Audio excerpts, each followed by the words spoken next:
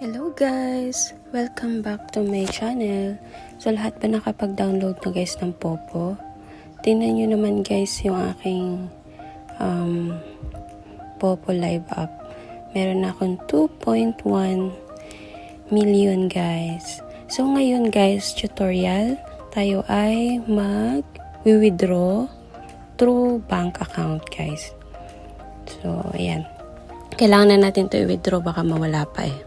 Pera na naging bato pa. Parang ganun. So, yan. So, ipapakita ko sa inyo, guys. Yan, meron. I-attach nyo, guys, yung bank account nyo. Sorry, medyo paos-paos pa kasi bagong gising. Okay. And then, ang bank ko, guys, is PNB. So, transfer natin by PNB, guys. Ayan. So, ilagay nyo lang yung password and then lalabas yung ibabind nyo na dito yung bank account nyo. So, ilagay nyo first name, last name, then bank account number, and then phone number, guys. So, mas maganda ang ilagay nyo yung phone number, guys, is existing para makatanggap kayo ng message. So, i-bind nyo lang, tapos nyo i-bind, yan na. Makikita nyo siya dito. Pag hindi pa nakabind, hindi nyo makikita doon.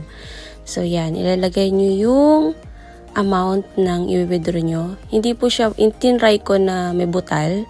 So, hindi siya pwede. So, saktuhan lang. So, 210 po yung mawi-withdraw ko for today's video, guys. So, submit nyo lang. And then, yan, confirm. After confirm, type nyo yung security password nyo. And then, yun. Na-withdraw nyo na. Then, check nyo yung details. Ayan na. So, sa 210, ang mawi-withdraw ko is 12,180 pesos. So, diba? Hindi na masama, guys. Hindi talaga masama. So, pera talaga, guys. May pera dito sa Popo. So, yan na lang natira, guys. 23,666. So, tingnan nyo sa baba, message, and then arrival notice. Yan, makikita nyo, nag-initiate ka ng withdrawal request. Then, check nyo details. Ayan, under review pa siya, guys. So, 42,000 pala, guys, yung points pa na mababawas dun sa 2.1 na withdraw natin kanina. Charge yon sa Popo pag nag-withdraw kayo. So, guys, please follow me, guys, on my Popo Live account. Ito po siya, ang aking account, guys. May wealth level na akong 26.